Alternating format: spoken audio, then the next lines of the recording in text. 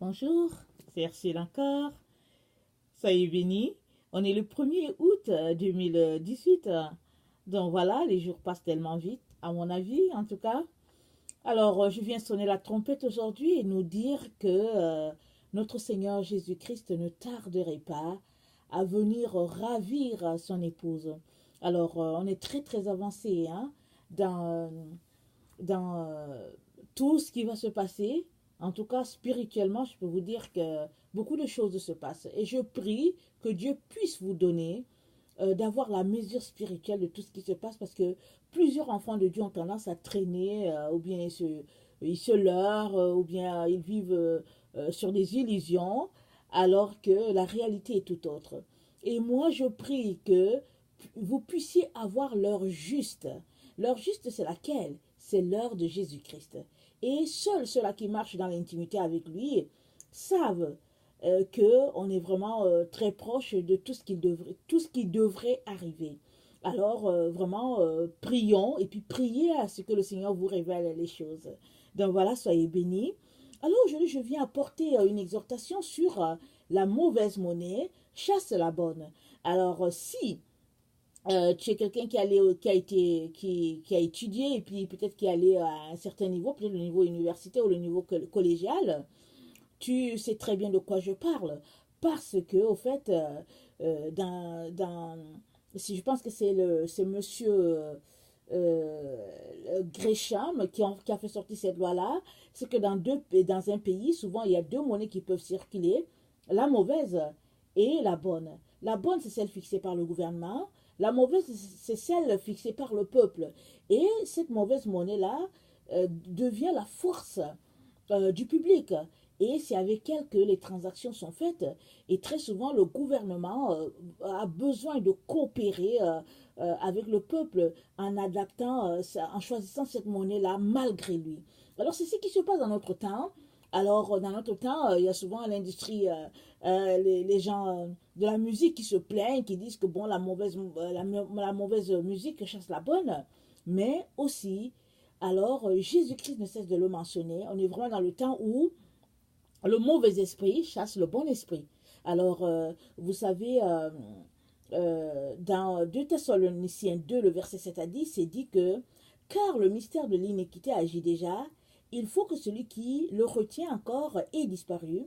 Et alors paraîtra l'impie que le Seigneur détruira par le souffle de sa bouche et qu'il anéantira par l'effet de son avènement. Alors, le mauvais esprit, dont dans notre temps, nous savons tous, c'est la méchanceté, et ça chasse le bon esprit, l'esprit de Dieu. Et cet esprit-là, quand un enfant de Dieu marche selon l'esprit de Dieu, au fait, en lui, il n'y a que bonté, il n'y a que amour envers l'Éternel lui-même, et puis envers son propre prochain. Mais si vous regardez bien autour de vous, peu importe l'endroit où vous vous trouvez, aujourd'hui, l'amour de plusieurs s'est refroidi. Il y a plusieurs personnes qui ont marché avec le Seigneur, j'espère que vous en connaissez, mais qui aujourd'hui, au fait, sont complètement refroidis. Et si ces personnes-là continuent encore à aller à l'église, continuent encore de côtoyer les frères et les sœurs, c'est juste par habitude. Parce que la charité, ou bien l'amour de Jésus-Christ qui, jadis, brillait en eux, n'est plus là.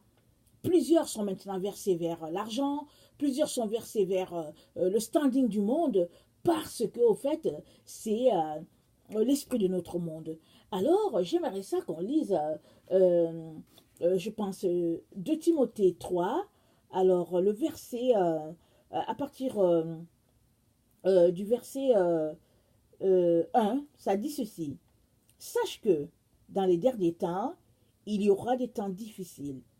Car les hommes seront égoïstes, amis de l'argent, fanfarons, hautains, blasphémateurs, rebelles à leurs parents, ingrats, irréligieux, insensibles, déloyaux, calomniateurs, intempérants, cruels, ennemis des gens de bien, traîtres, emportés, enflés d'orgueil, aimant le plaisir plus que Dieu, ayant l'apparence de la piété, mais reniant ce qui en fait la force. Éloigne-toi de ces hommes-là. Éloigne-toi de ces gens-là. éloigne-toi, mon frère et ma sœur, de ces gens-là. Parce que ces gens-là portent en eux l'esprit, le mauvais esprit, pardon, qui chassera le bon esprit en toi. Vous savez, on a souvent la difficulté à se séparer de nos amis, on a souvent la difficulté à changer nos relations, et même, souvent même, quand ces relations nous abandonnent, souvent on est frustré, on est déçu, on se dit, mais qu'est-ce qui se passe? Vous savez, souvent, Dieu aime tellement ses enfants que souvent il permet même que la personne qui a le mauvais esprit te quitte. Alors, la personne qui a le mauvais esprit crée une situation de telle sorte que tu en es dégoûté et puis tu t'éloignes et puis Dieu dit bon, bon débarras. Mais malheureusement, les enfants de Dieu ne voient pas ça de cet œil. Ils continuent de côtoyer ceux-là qui sont froids, ceux-là qui sont tout simplement au fait des religieux, et puis ceux-là qui ont une certaine classe, un certain standing social. Et ainsi va la vie. La vie va ainsi pour les gens du monde, mais la vie va aussi ainsi pour les enfants de Dieu. Mais le Seigneur Jésus-Christ dit, éloigne-toi de ces gens-là. Pourquoi faut-il que tu t'éloignes de ces gens-là? On vient de le lire. Alors, je vais énumérer certains éléments. Alors, il dit, sache que dans les derniers temps, il y aura des temps difficiles. On est vraiment dans ces temps difficiles-là. Si toi, tu ne le vois pas, je t'informe et je t'encourage à ouvrir tes yeux pour que tu puisses voir qu'on est dans des temps très difficiles. Alors, les hommes seront égoïstes, amis de l'argent, fanfarons, hautains, blasphémateurs, rebelles à leurs parents, ingrats, irréligieux. Est-ce que c'est pas ça que tu vois autour de toi? Si tu ne vois pas ça, alors je viens t'encourager à ouvrir encore les yeux afin que tu puisses voir. Les gens sont d'un égoïsme assez poussé, au point où on s'arrête, on se dit, mais pourquoi? Qu'est-ce qui se passe? Alors, ça dit aussi qu'ils seront insensibles, déloyaux, calomniateurs, intempérants, cruels, ennemis des gens de bien. Et c'est vrai, aujourd'hui, le mal est appelé bien et le bien appelé mal. Les gens sont d'une insensibilité, ils peuvent voir quelqu'un mourir à côté d'eux et ça leur dit rien. Et quand je dis les gens, je parle plus des enfants de Dieu. Parce que le monde est déjà insensible. Mais très souvent même, la personne qui est dans le monde aura plus de cœur à aider quelqu'un qu'un enfant de Dieu. Les enfants de Dieu sont insensibles. Je suis désolée de vous le dire. Ils n'ont pas de compassion. C'est souvent à couper le souffle quand tu les vois agir. Tellement ils sont imbus d'eux-mêmes, ils sont remplis de moi, tout ce qui les intéresse, au point où ils piétinent les autres juste pour leur propre satisfaction. Et l'Esprit de Dieu dit que nous sommes dans ce temps-là. Alors si toi tu crois que le temps va changer, si toi tu espères que les choses seront autrement, je viens te dire que sors de ton leurre. On est vraiment dans ce temps-là où le mauvais esprit qui est la méchanceté est en train de chasser le bon esprit. Et dans 2 Thessaloniciens, comme on vient de lire au début, ça dit que ce qui le retient, quand ce qui le retient s'en ira, alors on verra le fils de perdition. Il dit, car le mystère de l'iniquité agit déjà, il faut que celui qui le retient encore ait disparu, et alors paraîtra l'impie. Alors, le mystère de l'iniquité agit. Si toi tu ne vois pas ça, notre monde est plein de méchanceté.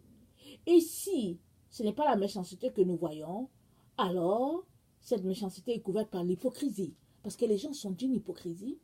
Ils font comme s'ils sont avec toi, mais dans le fond, ils ne sont pas avec toi. Ils ont un mandat bien caché. Et il est important que tu fasses attention, que tu pries, que tu ouvres tes yeux, afin que tu ne puisses pas tomber dans leur piège. Parce que le verset que nous sommes en train de lire, au verset 5, ça dit, éloigne-toi de ces gens-là. Parce que ce sont ces gens-là qui vont te refroidir. Ce sont ces gens-là qui portent en eux le témoin qu'ils devraient te passer afin que toi aussi tu puisses te refroidir spirituellement. Nous sommes dans ce temps-là où tu dois rester connecté à ton Seigneur Jésus-Christ et que quand bien même les autres te traiteront de bizarre, c'est pas grave. Ce qui compte, c'est pas ce que les gens vont te dire, mais ce qui compte, c'est ce que Jésus-Christ te dit et te dira un jour. Retire-toi de moi parce que je ne te connais pas. Et là, tu te rendras compte qu'au fait, tu t'es laissé emporter par des amitiés fourbes.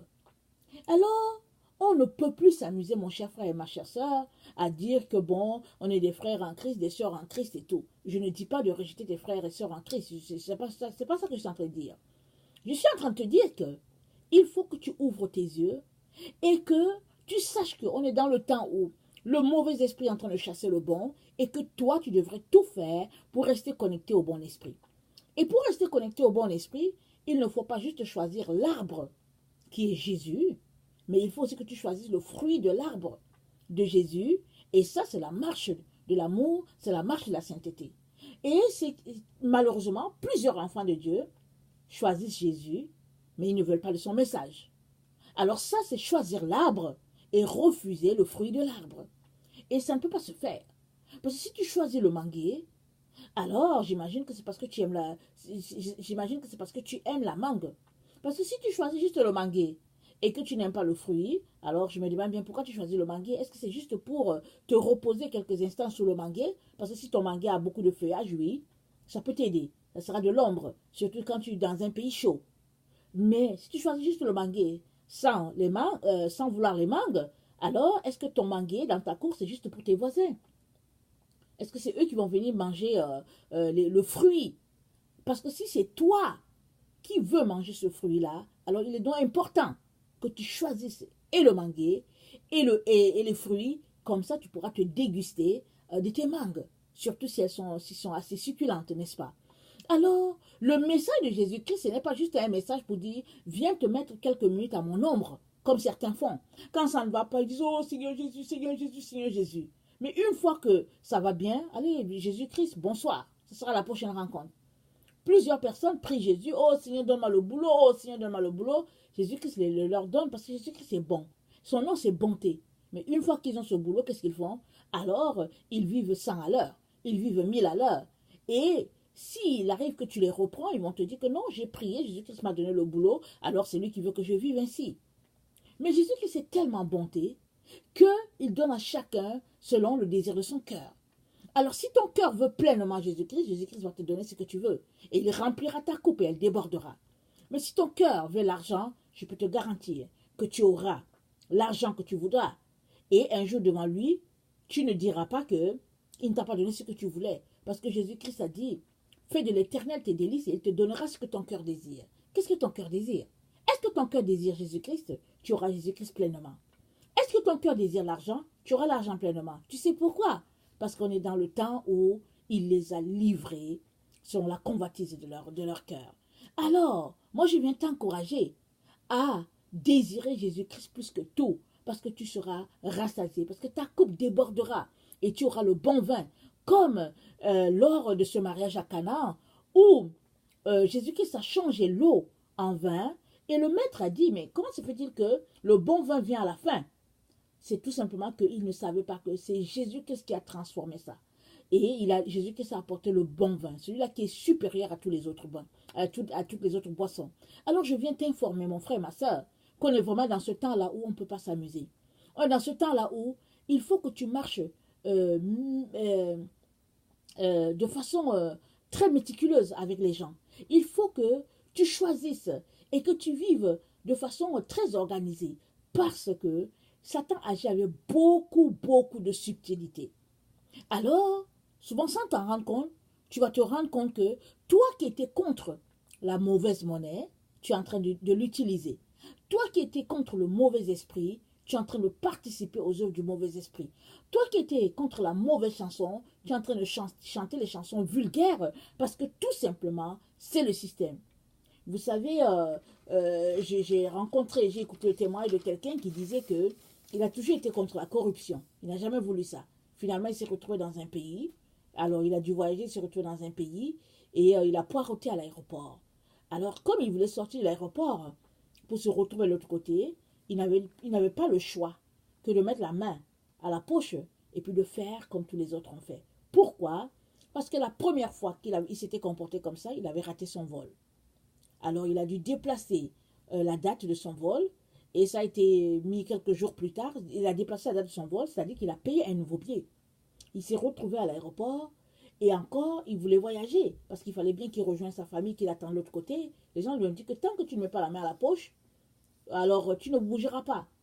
Alors il venait d'apprendre la leçon, alors il a mis la main dans la poche, et il a donné un pourboire, et on l'a fait voyager, et on lui a souhaité bon voyage. Les gens l'ont forcé à commettre le mal qu'il ne voulait pas commettre. Les gens l'ont forcé à marcher sur leur voie, la voie de la méchanceté. Alors on est vraiment dans ce temps-là où soit Satan agit subtilement à travers les gens qui sont autour de toi, soit il agit par le forcing à travers les gens qui sont autour de toi, et il te revient, toi, de dire non, je ne veux pas. Il te revient, toi, de choisir d'être méprisé par les gens, de traiter de quelqu'un de bizarre, de quelqu'un de méchant, de quelqu'un qui se croit quelqu'un. Alors, il te revient à toi de le faire. Parce que si tu ne le fais pas, alors Satan est en train de jouer. Il fait du forcing pour ôter de toi le bon esprit de Jésus-Christ et t'injecter le mauvais esprit qui n'est autre que l'hypocrisie, la méchanceté, alors les futilités de ce monde, qui n'est autre que la séduction à outrance. Mon frère, ma soeur, je viens, au fait, l'enseignement que je te donne, c'est ce que je vis moi. Je ne te dis pas autre chose que ce que je pratique. Je n'ai jamais parlé ici de quelque chose que je n'ai pas pratiqué. Alors si je viens t'encourager comme ça, c'est pour te dire que voici la façon par laquelle tu peux rester attaché au sec. Parce que c'est comme ça qu'il faut fonctionner dans tout temps. Si jadis tu avais connu des gens et que vous étiez des amis, aujourd'hui, regarde bien si ces personnes marchent encore avec le Seigneur. Ce n'est pas vrai que si tu t'es séparé de quelqu'un, voilà 20 ans, et que jadis vous avez partagé la même foi, ce n'est pas vrai qu'en 20 ans, il partage encore la foi que tu as. Ce n'est pas vrai que si tu t'es séparé de quelqu'un, voilà 5 ans, qu'il partage encore la même foi que toi. Parce que vous vous êtes séparés, chacun allait dans sa direction. Alors il est important que tu vérifies, que tu t'assures, que vous êtes encore sur le même bateau. Parce que tu risques te faire prendre à un piège et voilà, te retrouver vraiment déçu, découragé, parce que, au fait, tu seras tout simplement retrouvé abandonné par ton Seigneur, ou bien retrouvé traité par ton Seigneur de vierge folle, parce que tu as cru que vous étiez des amis, tu as cru que la personne t'aimait, te montrait le chemin, alors que dans le fond, elle te montrait le chemin de la perdition. Alors, je viens vraiment te poser une question. Fais-tu partie des personnes qui seront enlevées? As-tu reçu la confirmation du Seigneur? Fais-tu partie des 144 000 qui devront rester faire le travail sur la terre? Ou bien, crois-tu que toi, tu seras enlevé parce que tu vis dans l'illusion? Parce qu'il y a beaucoup de chrétiens qui vivent dans l'illusion. Qui disent que, oh, laissez-nous tranquille avec vos messages là, Jésus-Christ ne va pas me laisser, je ne fais rien de mal, alors je donne ma dîme, je vais à l'église, je sers, et puis j'ai un tel poste à l'église, et puis ta. Fais-tu partie de ces gens-là? Moi, je viens t'encourager à ce moment-ci où nous nous trouvons. Je viens t'encourager à questionner Jésus-Christ, à savoir où est-ce que toi tu te trouves. Qu'est-ce qu'il dirait de toi?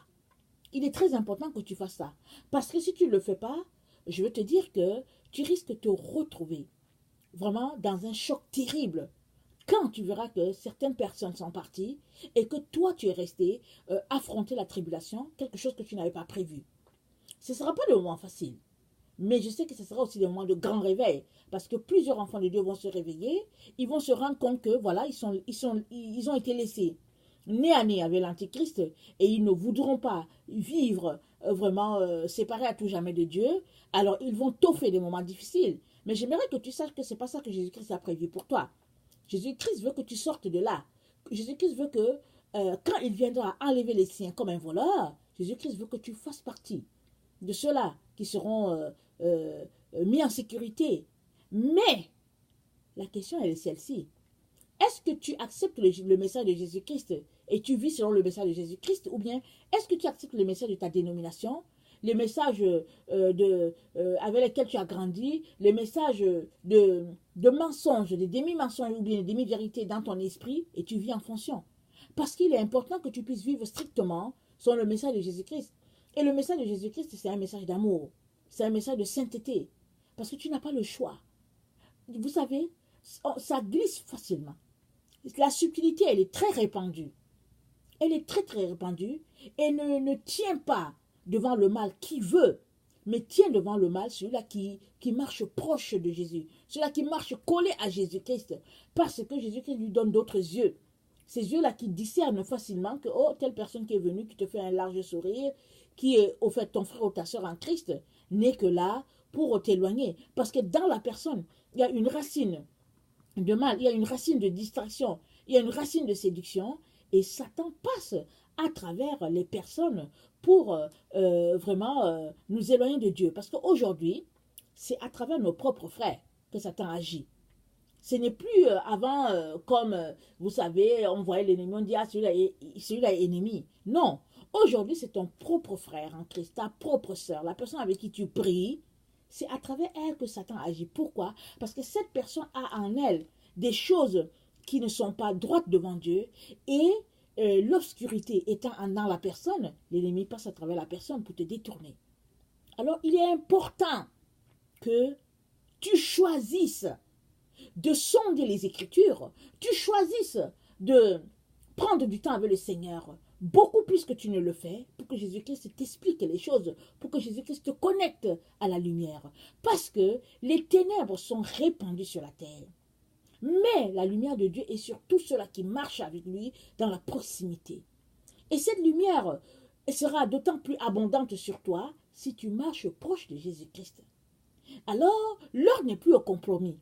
L'heure n'est plus à venir dans la médiocrité devant le Seigneur.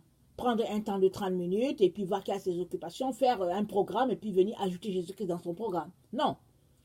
Maintenant, c'est l'heure où Jésus-Christ fait ton programme et il essaie de te trouver un temps par-ci pour que tu ailles rapidement à l'épicerie prendre des fruits et que tu ailles quelque part rapidement aller rencontrer quelqu'un. Et puis tout est timé parce que on est vraiment dans des moments très très critiques. On est dans les moments où la mauvaise monnaie chasse la bonne. On est dans les temps où le mauvais esprit chasse le bon esprit. Mais toi, tu dois tout faire pour rester connecté au bon esprit. Alors, 2 Timothée 3, le verset 5 dit, éloigne-toi de ces gens-là. Éloigne-toi de ces gens-là qui sont farfarons, amis de l'argent, portés à leur standing, à leur position sociale. Ils recherchent juste la gloire du monde et tout ça. Éloigne-toi de ces gens-là. Ces gens-là qui sont juste versés dans les valeurs du monde, qui ne veulent rien savoir de Jésus. Et au fait, ils cherchent juste Jésus pour leur intérêt de la minute, de la seconde. Une fois que leur intérêt est satisfait, c'est fini. Ils tournent les yeux vers Jésus. Tu ne peux pas marcher avec ces gens-là. Alors il est très important, mon frère, ma soeur, que tu choisisses ce que tu dois faire maintenant. Alors, et ce que tu dois savoir, c'est que tu ne peux pas résister à cet esprit-là. Le mauvais esprit, tu ne peux pas résister à ça. Tu ne peux le dompter que si tu marches proche de l'Esprit de Dieu, qui est le Saint-Esprit. Alors, donc c'est ça. Alors, tous ceux qui n'auront pas appris à marcher par l'amour resteront vivre la tribulation, tout simplement parce que à travers la tribulation, au fait, ils seront épurés. Parce qu'il y a, malheureusement, oui, il y a certains enfants de Dieu qui vont succomber, qui vont dire non, la douleur, elle est trop, je ne peux pas. Mais il y a d'autres qui vont dire que non, je préfère mourir de faim et je ne veux pas laisser mon Seigneur Jésus. Je préfère que les gens me tuent, mais je sais que quand même je serai mort à ce corps, je vais me retrouver dans la présence de Dieu. Parce que les enfants de Dieu vont se rendre compte de l'évidence des choses. Et ce qui est dommage, c'est qu'aujourd'hui, malheureusement, dans les églises de Dieu, on ne parle pas de ça. Hein? On ne parle pas du fait que Jésus-Christ est en train de venir. Jésus-Christ est à la porte. Jésus-Christ est à quelque part de venir ravir son épouse. Mais les gens parlent de programme, les gens parlent... Je ne sais même pas de quoi les gens prêchent. Excusez-moi de dire, c'est malheureux, c'est pathétique. Et quand tu vas rencontrer un pasteur, et quand tu vas rencontrer un serviteur de Dieu, que tu lui dis, que tu l'interpelles sur cette réalité, ils ne veulent rien savoir. Ils sont tous connectés aux uns les autres. Parce qu'un pasteur, quand il veut parler du retour du Seigneur, il regarde, il va écouter le message d'un autre pasteur pour savoir de quoi l'autre pasteur parle. Alors si l'autre pasteur parle d'argent, et généralement il parle d'argent, alors il va regarder de quoi l'autre pasteur va parler. Si l'autre pasteur parle de vacances, et puis de bien-être et tout ça, alors finalement le pasteur qui veut parler du retour du Seigneur ne parle plus de ça. Pourquoi? Parce qu'ils n'entendent plus Dieu. Les pasteurs n'entendent plus Dieu. Les évangélistes aujourd'hui, ils n'entendent plus Dieu. Pourquoi? Parce que Dieu ne se révèle qu'à ceux-là qui viennent devant lui, qui cherchent sa face.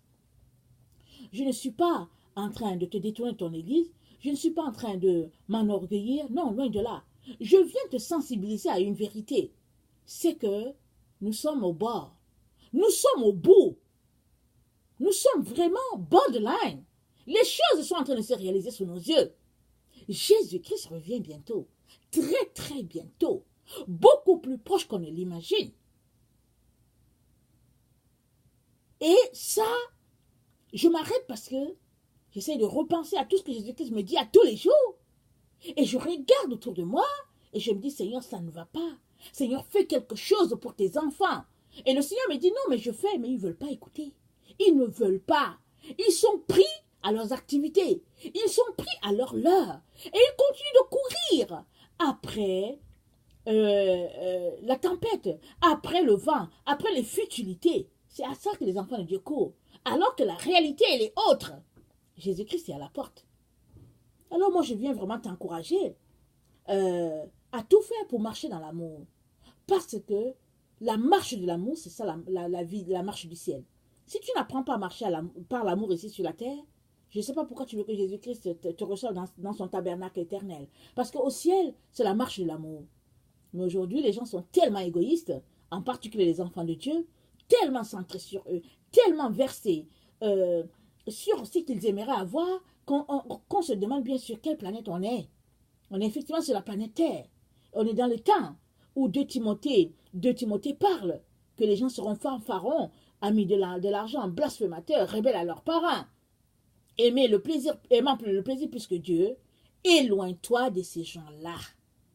Éloigne-toi de la mauvaise monnaie qui chasse la bonne.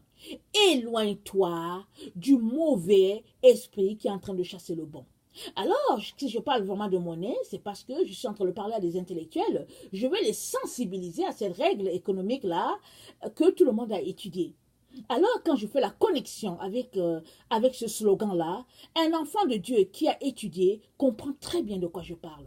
Alors, je viens vraiment le sensibiliser, chers frères et chères sœurs, à secouer la poussière de ce monde et à nous retrouver connectés à Jésus-Christ. C'est immédiat. Alors que tu entends ce message, décide de le faire. On n'a plus le temps. Alors que le Seigneur vraiment vienne t'éclairer et qu'il te guide.